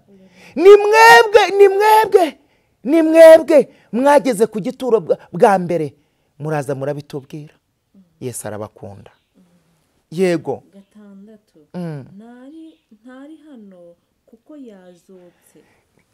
Bya bindi byose watekerezaga byose byarangije kuzuka. Aha. Nkuko yavuze. Nimuze murebe aho umwami yari aryamye. Nimugende vuba mubwire abigishwa be yuko yazutse. Rekeraho. Kandi azababanziriza kujya i Galilaya, iyo niho muzamubonera, dore ndabibabwiye. Rekeraho ngaho. Imana yo mu ijuru iguha umugisha. Iryo jambo urimo kuryumva? Nafashijwe neza. Iryo jambo urimo kuryumva neza? Urimo kurisesengura ukaryumva neza? Ijambo ry'ihumure. Ijambo Uwiteka abwiye ubwoko bwe. Arababwiye ngo izi saha n'uyu munsi n'uyu munota n'uku kwezi, yewe muntu wari wihebye, yewe muntu wasuzaga umutima, yewe muntu wavuga ejo nzamera nte, Uwiteka akubwiye muri iri jambo ngo akira ibisubizo byawe. Akira ibisubizo byawe. Akira ibisubizo byawe. Dore byari byarakingiranywe imyaka myinshi cyane cyabarirwa. Ariko Uwiteka arakubwiye ngo abirinduye igitare, yohereje marayika we abirindira igitare akicaraho. Akira ibisubizo byawe. Mwakire neza ijambo ry'Imana. Dushimiye Imana. Imana ihabwe icyubahiro. Ku gice cya kabiri. Yego. Igice cya kabiri cy'ubuhamya batubwiye kuza kutugezaho. Yego. Duteze yombi. Mugisha. Ndagira ngo mbabwire abadukurikiye baba bari muri iki gihugu no hanze yacyo ko igihe noneho kigeze kugira ngo mubone ibyo Yesu yakoze ku mugaragaro. Izuba riva. Nimba Yesu yarangiriye ubuntu, yamara kungirira ubuntu, mbere yuko ngera ku bihamya, ndagira ngo mbanze mbabwire jewe urimo kuvugana namwe, niyo Mutoni Ildefonse. Yesu yangiriye ubuntu abirindwa. Niyo mpamvu nababwiye ngo ibyanyu byazutse, ntabwo bigipfuye, byazutse. Yesu yangiriye neza, araza abirindura igitare cyari kinkingiranye. Icyo gitare nicyo ngiye kubabwira, aricyo nacyo Yesu yabirinduye. Yabirinduye igitare cy'indwara yari indimo yitwa sida. Yabirinduye igitare cy'indwara yari indimo nari imaranye igihe kirekire yitwa sida. Icyo gihe kirekire cyanganaga gute? Nayimaranye igihe kinini kuko nayanduye mfite imyaka 16 muri adolescence. ikirufite ni ukuvuga ngo nayikize ejo bundi 2016. ubu wayirwaye imyaka 10 imyaka 10 irarenga. 10 irarenga kuko ubu mfite imyaka 38. wayikize 2016. ahubwo 2016 nibwo imyaka 10 yari ishize. nibwo imyaka 10 yari ishize. naho ngaho ubu hashize igihe kingana gute uyikize? ubu ni ukuvuga ngo ubuse nashije nk'imyaka nk'ingahera, reka ndi muri iyo myaka hashije indi myaka 10. urayirwaye imyaka 10, hashije n'indi myaka 10. kuko umwana wavukiye muri ubwo bwandu we hashije imyaka 9. kuko uwo mwana wavukiye muri ubwo bwandu afite imyaka 9 kandi niwe wa mbere. afite imyaka 9. urumva nimba afite imyaka 9, urumva hashije imyaka 9, imyaka 9 n'amezi agera nko ku 9, hafi imyaka 10 igiye kuzura. reka mbabwire Imana nabonye. Imana nabonye ntago ari Imana numvanye basogokuruza, ntago ari Imana numvanye data na mama. Imana ngiye kubabwira ni Imana niboneye. ntawigeze ambwiriza Imana,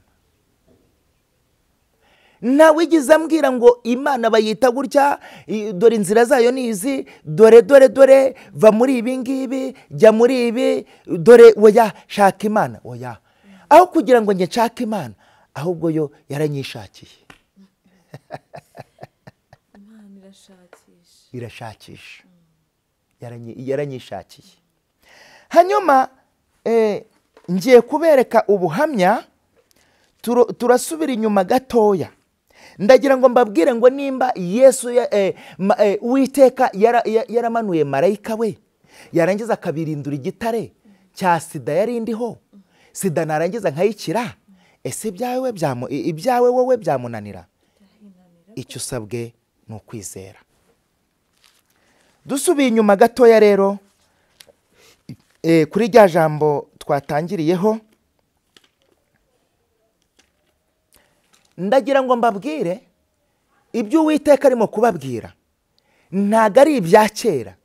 wowe izere gusa, byarangije kuremwa, ubuzima bwarangije kuremwa, imibereho yarangije kuremwa. izere, ntago ari ibya kera, ni ibya nonaha. Uwiteka akababwira muri iryo jambo riri muri Yesaya ibice 48 umurongo wa 7, biremwa nonaha, ntago ari ibya kera. wowe izere urahaguruka ku gisasiro, wowe izere urava mu bibazo wari urimo, nta mwotsi ugucumbyeho. wahageze ariho duhagurukira. ni Abaroma ibice 5. impamvu nsubiye inyuma ni ukugira ngo mbereke ibyavuyemo kwizera, hanyuma nawe ugendere muri iryo jambo.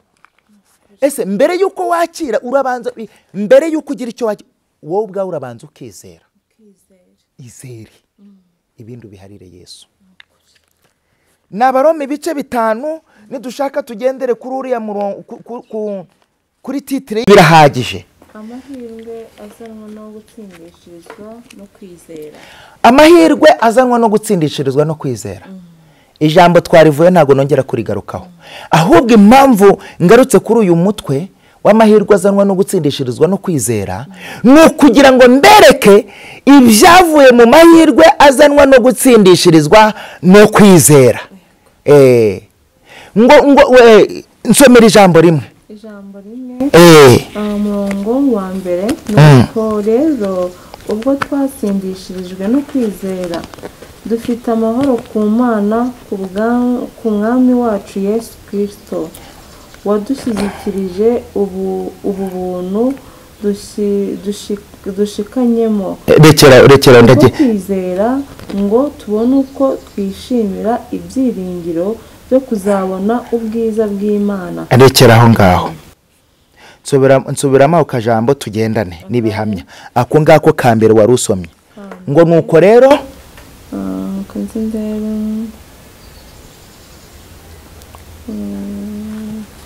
nuko rero ubwo twatsindishirijwe no kwizera aho ngaho nuko rero ubwo twatsindishirizwe no kuze impamvu ndigarutseho nkumva umwuka w'Imana ambwira ngo ongera urisubiremo mwumvishe uwo mwuka w'Imana ambwira ngo ongera urisubiremo kugira ngo babyumve kugira ngo bemere ibyo ndimo kubabwira mu ijambo kari ukuri narangije kubirema.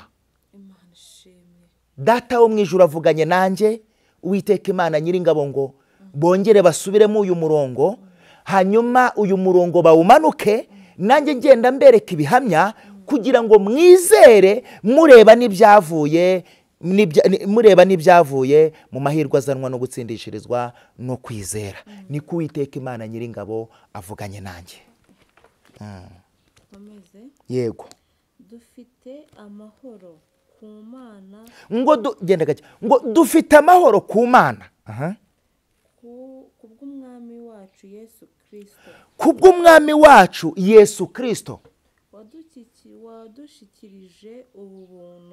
wadushyikirije ubu buntu dushikamyemo kubwo kwizera. Wadushyikirije ubu buntu dushikamyemo kubwo kwizera. Dore ubuntu rero Yesu yanshikamishijemo nk'ubu ngubu. Haleluya. Imana ishimwe.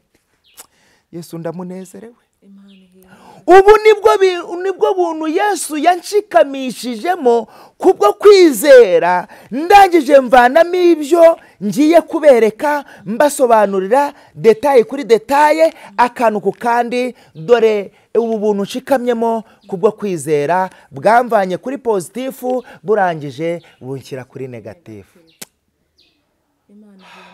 Haleluya. Haleluya. Haleluya. Bunshyira kuri negatifu. Komeza.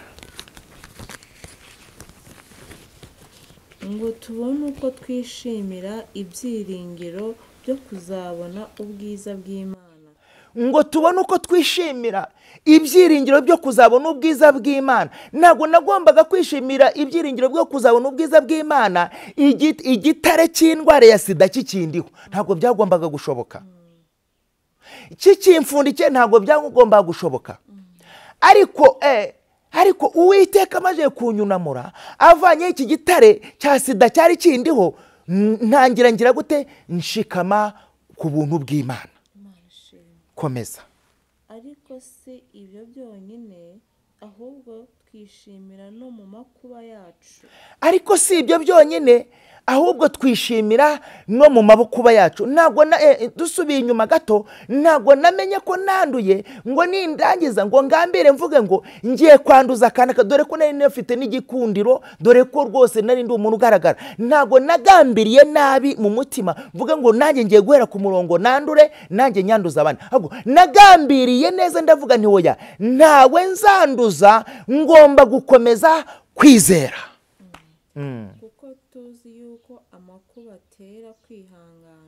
Kuko nari nzi yuko aya makuba ndimo y'iki kigeragezo cya sida azarangira kandi ngomba kuyihanganiramo singire gute sinanduza abandi singambire nabi ahubwo ngomba kwihangana ariko nkomeza kwizera Yesu.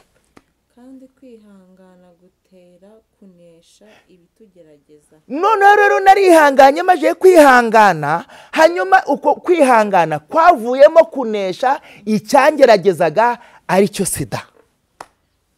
Uko kunesha kugatera ibyiringiro. None uko kunesha kwambereye ibyiringiro birenze kuko hari umusaruro wavuyemo. Ndaje nkubereke. Komeza. Bene ibyo byiringiro nibikoze isoni. Ntago bene ibyo byiringiro byigize binkoze isoni. Ntago bene ibyo byiringiro byigize binshyira ku karubanda. Ntago bene ibyo byiringiro byigize binkoze isoni ngo ninjya kwa muganga basange sida ndacyayifite. Reka da ntago byigize binkoze isoni. Kuko urukundo rw'Imana rwasabye mu mitima yacu kubw'umwuka wera twahawe. Urukundo rw'Imana rwari rwaransambye mu mutima wanjye kuko nari nzi neza yuko Uwiteka agomba kubirindura igitare yarangiza akacicaraho. komeza. tukiri abanyantege nke mu gihe rekeraho ngaho naho ngaho bo nagira ngo mwumve iri jambo ry'Imana nawe uryizereremo, hanyuma ngiye kubaho ubuhamya mbabwire urugendo natangiye nkikimara kumenya ko nanduye, naho byakomotse, naho byavuye. Ntago sida nayivanye mu mazi bene data, sida narayanduye, sida narayisambanye, ariko mu kuyisambana hanyuma Yesu arangije angirira impuhwe, amaje kungirira impuhwe, arangije musanze ambabarira ibyaha byanjye, nabaye nka ni Marita ni Mariya uriya bafashe yasambana. Ni Marita ni Mariya? Ni Marita bafashe asambana. Ni Marita uriya uwo nguwo bamufashe asambana, barangije baramuzana. Abanditsi b'abanyamategeko n'abafarisayo baravuga ngo mu mategeko ya Mose ngo handitswe ngo umugore nafatwa asambana bazamutera amabuye. Hanyuma Yesu arangije ubura amaso arabitegereza, arababwira ngo muri mwe wese utari wakora icyaha naba rubanza kumutera amabuye. Hanyuma bose baritegereza, habura n'umwe watinyuka kumutera ibuye. Arangije bose baragenda. Yesu ahindukiye aravuga ati mugore, nta n'umwe uguciriyeho iteka, babandi bose bagushinzaga ntabahari, igendere nanjye singucireho iteka, igendere ntuzongere gukora icyaha ukundi. Icyakora ngiye ikintu ntandukaniyeho na Marita cyangwa Mariya nuko we ntabwo yari yaranduye. Urumva we yababariwe ibyaha, ntiyakizwe indwara kuko ntabwo yari yaranduye. Ariko njyewe narabanje mbabarirwa ibyaha, maje kubabarirwa ibyaha ndangije mitana nakira. Nababariwe ibyaha ndangije ndanakira. Ukwizera kwanjye kurankiza. Yesu yajyaga ajya gukiza umuntu akamubwira ngo genda ntuzongere gukora icyaha ukundi, ukwizera kwawe kuragukijije. Yabanjaga kukubabarira ibyaha yarangiza akagukiza. Uko niko nanjye Yesu yabanje kumbabarira ibyaha ako kanya, nihanye umunsi umwe mbabarirwa ibyaha nkira umunsi umwe. Haleluya. Imana himbazwe. Haleluya. Imana ishimwe.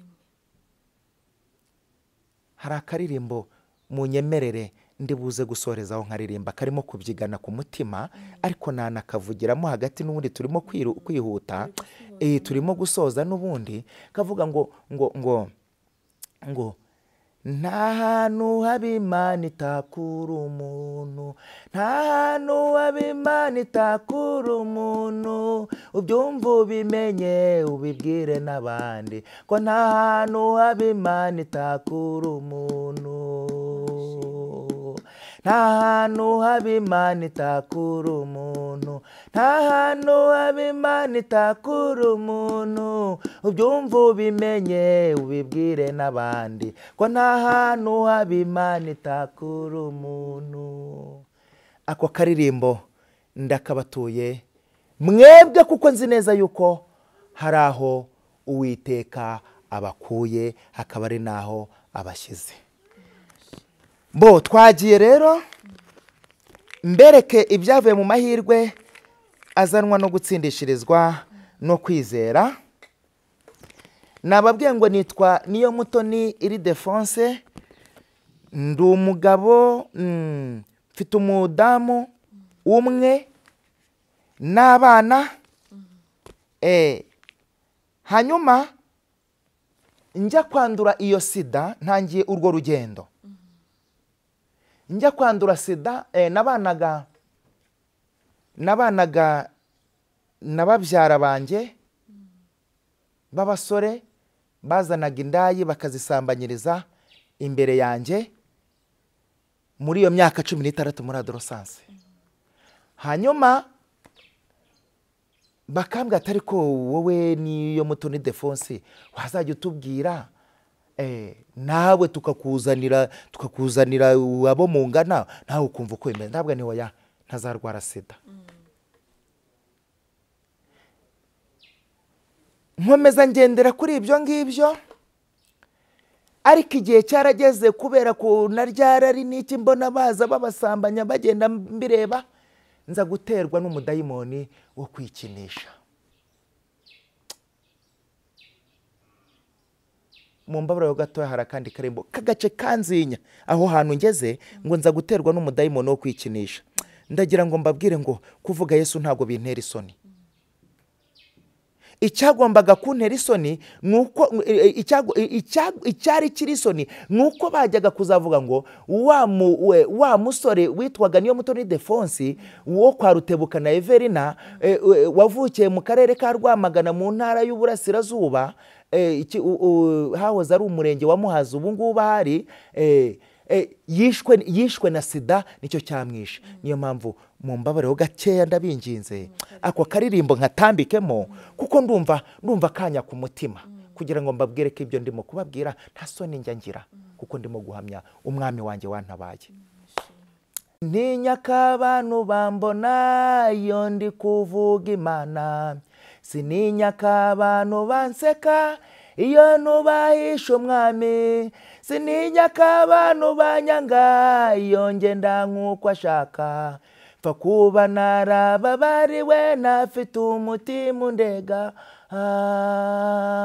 Sininya ko abantu bambona iyo ndi kuvuga Imana, sininya ko abantu banseka iyo nubahisha umwami, sininya ko abantu banyanga iyo ngenda nk'uko ashaka, pfa kuba narababariwe nafite umutima undega.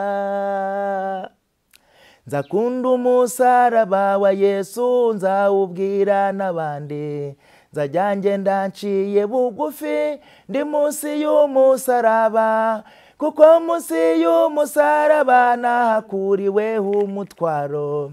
Nzakunda umusaraba wa Yesu kugeza ndangije urugendo.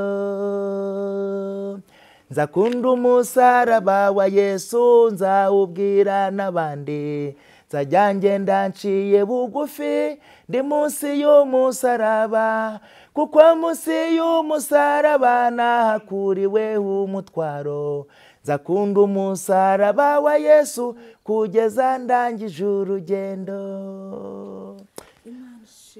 Haleluya. Nzakunda umusaraba wa Yesu, nzabibwira n'abandi no kumpera y'isi, mbabwire umutwaro navaniwe ku musaraba igorogota, dore nguyu. Hanyuma nageze aho ngaho hari nko mu masaha hagati ya saa 6 hari n'indi minota bishyika saa hafi aho ngaho. Ubwo ngiye kubona mbona umukobwa cyangwa igitsina kobwa, mbona arimo kwambara umwenda w'imbere, arimo gusohoka mu kazu nabagamo. Ubwo ako kanya nahise mbona inzozi, mbona asohotse, ariko byari mu nzozi. Asohotse amaje kugenda nkikiri no mu nzozi, mpita numva ko nanduye sida ndi mu nzozi. Ndangije nahise mva mu nzozi, mpita mba nayiwe nubwo mvuye mu nzozi ntari kwasanga nanduye sida, we ni nanduye sida. N'ubura mukobwa haraza asanga nambaye ubusa nkuko nakikinishije, hari yarabyikoresha, ndi nsinziriye, arangije aragiye anyanduje sida. Ndangije mu kanya gato cyane maje kuva mu bitekerezo, nibwo ese mva niho ya ntago nanduye sida. Ndebye ku rugi mbona harakinze, ntago nanduye sida. Ahubwo niho ya ntago nanduye sida. Nk'umuntu wikinishaga ariko wari utari wabikora, ibimenyetso byaragaragaraga. Hanyuma ndangije ako kanya ariho twatangire ngo wowe wizere, igisasiro warangije kukivaho, indwara warangije kuyikira. Wizere muri ra jambo, wizerere n'ubu buhamya bufatika. Nta hantu haba Imana itakura umuntu. Hanyuma ubwo ndangije nahise mvuga nti Uwite, ako kanya ninyweraga itabi nkinywera n'inzoga, ntabwo nari nkijijwe. Nahise mva ntuwite, izi nzozi nizisohora nkaramuka nanduye sida, uzategeka abagaragu bawe bazandambikaho ibiganza nzakire. Ntabwo nigize nizere yuko ibinini bizangiza, ntabwo nigize nizera yuko hari umuganga uzankiza, ntabwo nta kintu n'iki na kimwe nigize nizera, kuko dore ko abantu benshi barapfuye nta miti yabagaho nta biki, reka n'ahandi umuntu yarwaraga akagerayo abantu baharwaga akato bakajya muri kane barashize. Icyo gihe dusubiye inyuma gatoya, kandi dusubiye inyuma gatoya nta muntu yimba umurwayi wa sida yaracaga ahangaha undi umuzima yahitaga ashaka inzira. Twihuse ubwo igihe cyarageze ndavuga ariko ubundi nzajya mpora nikinisha, reka nanjye njye kureba umukobwa numva uko bimera. Ubwo nahise mfata amafaranga 500 inote y'ijana, ndagenda njya ahantu bita Imatimba, ko niko bahitaga, ariko hagati aho nkabona n'inzu uko wenda indayi zifite ibimenyetso, hari wenda handitseho ngize ngo nitwa kanaka ndi indayi ndigurisha. Ubwo nkavana ndagenda ndeba ko kuko icyo cyapa ndakibura. Ngeze imbere ahantu bita Imatimba ku kabari, kuko bari barambwiye ati baba bari ku kabari, mba nkubitanye n'umukobwa. Nabwo none se ko nshaka kutubonana, ko nshaka kugusura, nshaka kunsura muri we rwego se urashaka ko tubonana gute? Haleluya, munzamurire Yesu icyubahiro we, haleluya. Arangije aravuga ngo ndavuga ni nkagusura, ufite amafaranga se? Ndamubwira nta mafaranga ndayafite. Ufite amafaranga se? Ngufite 1000. Ndavuga nta 1000 mfite 500. Arambwira ati turamanuka turagenda. Uko yakinguye urugi rwe yabaye nk'uruvanaho, rwari rumeze nk'urukigishije iminyururu ukuntu, mbese yabaye nk'uruvanaho arwegekaho arongera nanone arusubizaho. Ubwo ninjiyemo imbere. Twihuse rero, ubwo nyine nahise njya tujya kuryamana n'iyo ndaye. Ubwo ndimo kwihuta ndavunagura kubera amasaha amfashe. Hanyuma ubwo nyine yako mbere yaho naramubwiye nise yacije itara, ndamubwira ni waya nisi nshaka kunda mu maso. Arangije arambwira ngo nese ngo n'ubwa mbere ugiye kuko ni ubwa mbere ngiye gukora. Twihuse kugira ngo mvunagure, naje kubona Imana. Ubwo nafatiraga imiti Kabusunzu, ubwo ndimo kwirukanka. Igihe cyarageze nza gushakana n'umudamu, nasakaye n'umukobwa bita Iradukunda Clementina, ariwe mudamu wanjye mfite ubu ngubu. Ubwo tumaje dushakana tutipimishije, ku mwana wa mbere niho twagiye kwipimisha, basanga njyewe mfite sida ejo bundi 2016, mfite sida ariko we nta sida afite. Ubwo ndihuse. Hanyuma nese numva ko bya bindi bisohoye, inzozi zisohoye. Hanyuma ubwo ngubwo mu gihe abandi bamaraga babona banyuranye ibisubizo bagasohoka bashwana, twe twasohotse duseka. Ngeze mu rugo ndamubwira nise wa mwana w'umukobwa ko ukiri mutoya rwose kandi kukenewe na benshi, waretse ukagenda ukajya mu rugo, hanyuma wamara kujya mu rugo ugataha, hanyuma umwana yavuka nkagufasha n'ubundi kugira nzakwanduze. Twihuse njya mvuga ngo Yesu niwe wapfiriye abantu turabibona, ariko nanjye umudamu wanjye yageze ikirenge muke, kuko yemeye gupfana nanjye bitajya bibaho. Yemeye gupfana nanjye, aravuga ngo naragukunze nunyanduza tuzafatanya kunywa imiti. Twihuse ubwo turabana. Ubwo igihe cyarageze nafatiraga imiti Kabusunzu, nkajya mbabwira ubwo ndavunaguye, nkajya mbabwira nti rero nti dore iyi sida turwaye ntago ari kutwica, niyo kugira ngo Uwiteka yiheshe icyubahiro. N'Uwiteka agiye kubanza abamvane manyize, nzagaruka mbaho ubuhamya. Ntago ndagira ngo mpamiriza mbwira abakurikiye iki kiganiro, ntago nasengaga, nta nubwo nari nkijwe, ariko kwizera ko ari kuri muri jewe. Hanyuma igihe cyarageze ndangije, aribwo bwa mbere nakandagiye mu nzu y'Imana. Maje gukandagira mu nzu y'Imana, ubwo hagati aho ngaho, ubwo maje gukandagira mu nzu y'Imana, oya narazamutse mvuye ku kazi, maje kuva ku kazi, ariko hagati aho ngaho nkaba narafunguye iradiyo, numva hari umukozi w'Imana urimo kubwiriza bita Ntambara. noneho ariko nkaba nawe mfite amakuru y'uko nawe Imana yamukije sida ageze kuri ya tape yo kwiboroshesha uburoso ishinya ikagaruka ku buroso. Nanjye ndabana noneho nireka ngende njye aho ngaho i Gasogi njye kwirebera uw'Imana yakije sida, nanjye Imana ninkiza ndebe uko ndi bubemeze. Ntago nagiye ngiye kureba uwo mukozi w'Imana y'amantambara nkansengera, ahubwo nagiye ngiye kumureba kugira ngo nanjye Imana ninkiza mbone uko ndi bubemeze. Ubwo nahise nzamuka njya mu rugo mbwira umudamu ndabwa ntiyasida ndwaye ngiye kuyikira. Arambwira ati se ugiye kuyikira wabonye imiti? Nireka da, hari umugabo bita Yesu ngiye kuyimushyira, nimara kuyimushyira arayisigarana ndagaruka nakize. Naragiye ninjira muri urwo rusengero nsanga naye ntambarana nashaka kureba nta wari uhari ntiyaje. Hanyuma ndangije nahise barasenze. Mu gusenga barasenze turasenga bagiye kumva bumva njyewe niyo Mutoni naretse itaba ari kuwa kabiri bucya kuwa gatatu njya gusenga.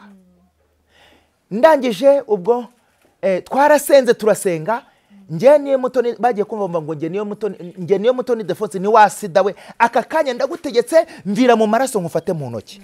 Bashidutse abantu bose bahise bahindukira basanga ndapfumbatije. Ndanye ndava ni Yesu akiri sida yitwikire ku musaraba nsubireho nakize. Ako kanya nahise nizera ko Yesu yagize gute yitwikire ku musaraba nakize. Urambuye amaso Yesu ntiwamubona na sida ntiwayibona, ariko kwizera kwanyeretse yuko nayivanye mu maraso nkayimuha yarangiza akayitwikira ku musaraba. Ubwo nahise iteraniro ryararangiye nahise ngenda nicara mu iteraniro ritagenda ni Yesu we nurakoze kuba unyije sida, nurakoze ni urayitwitse ndayibonye, nurakoze mpita niyakira njye ubwanjye ko nakize ntaye najya kwa dogiteri. Ubwo nageze mu rugo maje kugera mu rugo ndangije umudamu ndayimubwira nti nakize sida, ntiyasida ndwaye ninakiza ati se wayicyo ninayihereje Yesu. Narabanje dusubiye inyuma gato naramuhamagaye ndabwira nti nimba hari ibyo warutetse pfukama uw'Imana bireke upfukama Imana icyubahiro kuko yasida nari ndwaye nayikize nayihaye Yesu. Tugeze mu rugo arangije ampa nihuse nafatiraga imiti Kabusunzu. Iyi ni ifishi nafatiragaho imiti niyi ngiyi nafatiragaho imiti Kabusunzu, nitwa niyo Mutoni Defonse. Niranga muntu nayizane mumbwiye nyibereke, nimusanga amazina ari kwirangamuntu atari kwirangamuntu, nimusanga binyuranye umenye ko atari jewe. Harya abantu bavate wasabura ari nka mwene wabo wapfuye bitiranwaga akamubeshyera. Nije niyo Mutoni Defonse. Ibyo mpamya nibyo niboneye ndababwira Imana nabonye. Iyi niyo fishi nafatiragaho imiti. Hanyuma ndangije ndamubwira nti woya uwo mudayimoni arangije ampa ibinini ngiye kubereka ngibi. Ampa ibinini ngiye kubereka, ibi ni ibinini nanywaga ngibi. Ndagira ngo mbabwire Imana nabonye ntumvanye ntawigize ambwiriza Imana, ntawigize uyimenyekanisha ubwanjye. Imana niyo yanyiretse, mbese nabaye nka Mose yiretse mu gihuru cyaka umuriro. Arangije agenda ayibwira Abisiraheli. Uko niko nanjye Uwiteka yanyirekeye mu bikorwa, nanjye ndimo kubabwira Imana nabonye. Ngibi ibi binini nibyo nanywaga. Ibi ni ibigabanya ubukana bwa virusi itera sida. Hari n'ikindi cya bagitirimu nuko ntakizanye. Ubu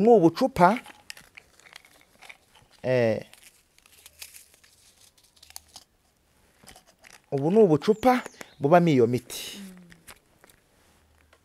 Hanyuma ndamubwira amaye biramini ndavuga nti oya ntibinini rero Yesu yankijije. Ibinini reka da ntabwo nakojya kwinywa, Yesu yankijije. Nimba ubishaka tugende kwa muganga.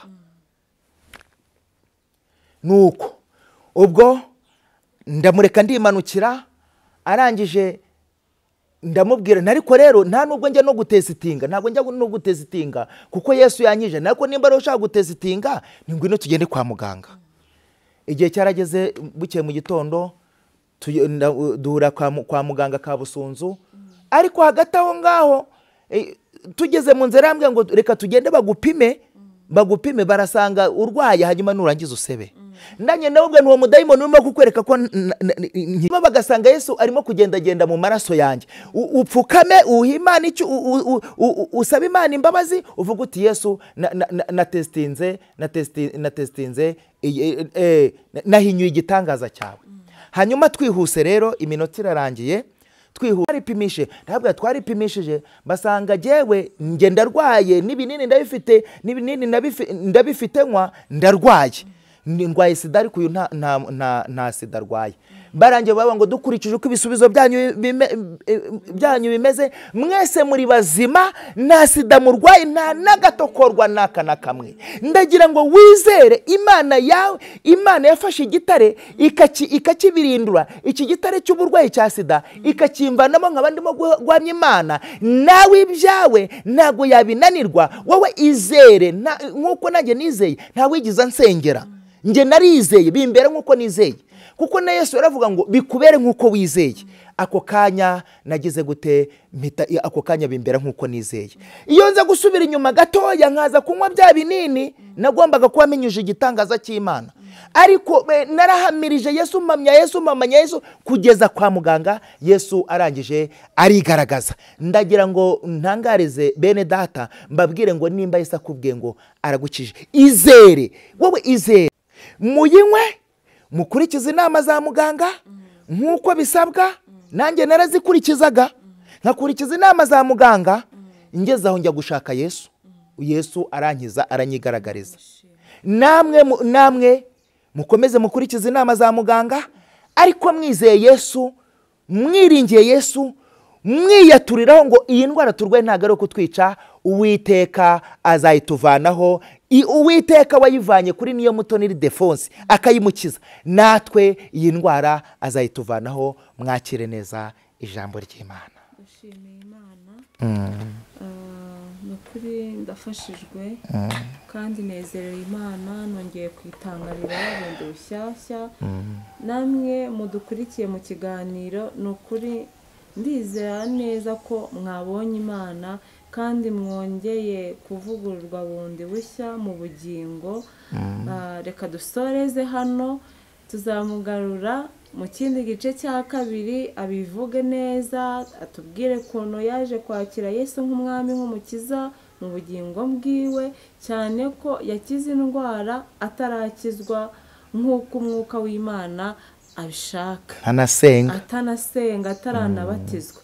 Ariko Yesu ni umwami, ntareba uburanga, ntareba igihagararo, ntareba ngo uri mugufi, uri ntareba n'icyiciro urimo n'aho wavutse, ntareba ngo urakize, ntareba ngo urakenye.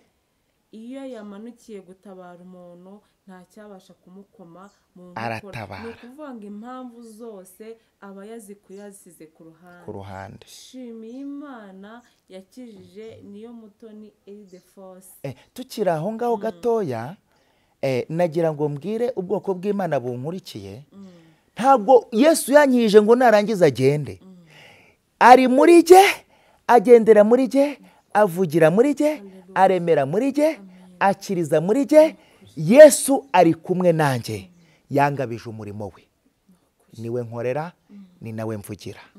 Yego. Yahise ahabwamo n'impano yo gusengera abarwayi.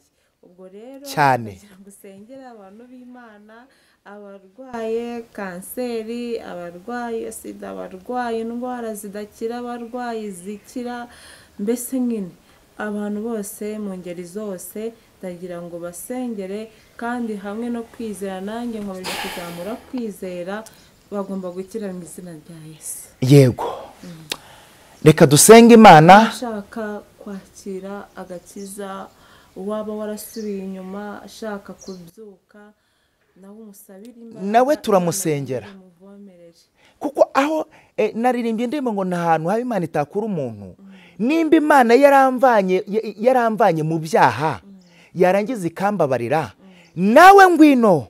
Yesu aravuga ngo yemwe abarushye n'abaremerewe, nimuze munsange ndabaruhura, kuko ndi umugwaneza kandi noroheje mu mutima. Yesu aracyabafitiye imbabazi, nibambe, nimuze. Reka dusenge Imana. Uwiteka Mana igira neza, Imana ikiranuka, Yesu yaravuze ngo ndagushimiye Uwiteka ko Mana yacu ko utunyumva iteka. Atariko ibi mbivugiye ku bw'aba bangose. Nanjye ndabizi Data wa twese Uwiteka Mana Nyiringabo nyagora ku ngoma we, ndabizi kuri muri jewe, ndabizi ko utuye muri je, ndabizi ko ugendera muri je, wicaye muri je. Mana Data ugira neza, nyemerera nsengeye aba bantu bakurikiye iki kiganiro mu izina rya Yesu Kristo. Nsengeye abarwayi, cyane cyane abarwayi ba kanseri, abarwayi ba sida, abarwayi ba diabete, abarwayi ba hepatite, abarwayi b'imigongo, abarwayi bafite imvune zitandukanye. Mana uwera wa Isiraheli, abarwayi abadayimoni, Data wa twese ndabasengeye ngaka kanya ubakiza Data wa twese, kuko Data ugira neza, kuko bijejwe Uwiteka n'iki kiganiro, si ikiganiro gusa, kuko uriya musamariyakazi abo mu mudugudu baramubwiye ngo ntabwo twijejwe n'amagambo yawe ahubwo gusa yonyine, ahubwo natwe ubwacu turamwiyumviye. Mana uwera wa Isiraheli nyaguhora ku ngoma we, mbahaye ibyo wampaye, ibyo wari watetse ngomba kubaha, ni ibyo ngibyo ndabibahaye, ntabwo mbigabanyije nta nubwo mbyongereye. Ndangije mbereka n'ibimenyetso n'ibitangaza wakoze kugira ngo bizere ibyo ngibyo. Mana nyaguhora ku ngoma we, ndakwinginze ngo ubavane ku gisasiro abafite umutwe udakira. Mana ubavane Data uwo mutwe uterwa n'abadayimoni, ubakize mu izina rya Yesu Kristo wa Nazareti. Abarwayi ba kanseri ubakize. Mana uwera wa Isiraheli, hari uwo dogiteri yaba yarabwiye ngo genda iyo ndwara izakwica. Mana ndakwinginze numuvane ku gisasiro. Data wa twese, hari uwari wihebye azi ko sida izamwica, ndagira mutangariza iri tangazo, ntabwo iyo sida izakwica. Mana ndakwinginze nuyimukize kugira ngo dufatanye Data wa twese Uwiteka Mana Nyiringabo kwagura ubwami bw'ijuru. Uwufite kanseri, uwufite diabete, abo ndabasengeye. Ufite umurwayi kwa muganga, uwo ndamusengeye. Ufite abarwayi bafite abazimu, bafite abadayimoni, abo ndabasengeye mu izina rya Yesu. Waba uri muri iki gihugu cy'u Rwanda, waba uri hanze y'igihugu cy'u Rwanda, wadukurikiye mu izina rya Yesu musengeye Imana. Waba ufite ideni, waba ufite credit, waba ufite buri kimwe cyose, waba uri imfubyi, waba uri umupfakazi, ndagusengeye uyu munsi Imana ihindura amateka y'ubuzima bwawe. Uyu munsi Imana ikwishyurire, baba bagiye kuguteza cyamunara, uyu munsi Imana ikwishyurire, ikuvaneho igisebo, ikuvaneho igisuzuguriro mu izina rya Yesu. Data wa twese nsengeye kandi Uwiteka Mana Nyiringabo n'abashaka gukizwa nibaze. Uwiteka Mana Nyiringabo aka kanya Data wa twese Uwiteka nyagora ku ngoma we, nsengeye Data wa twese, nsengeye Uwiteka abari mu byaha. Uwiteka Mana Nyiringabo Data ugira neza ibyaha bitandukanye nk'ibyo nari ndimo, ubusambanyi, ubujura. Mana uwera wa Isiraheli nyagora ku ngoma we, Data ugira neza n'ibindi byaha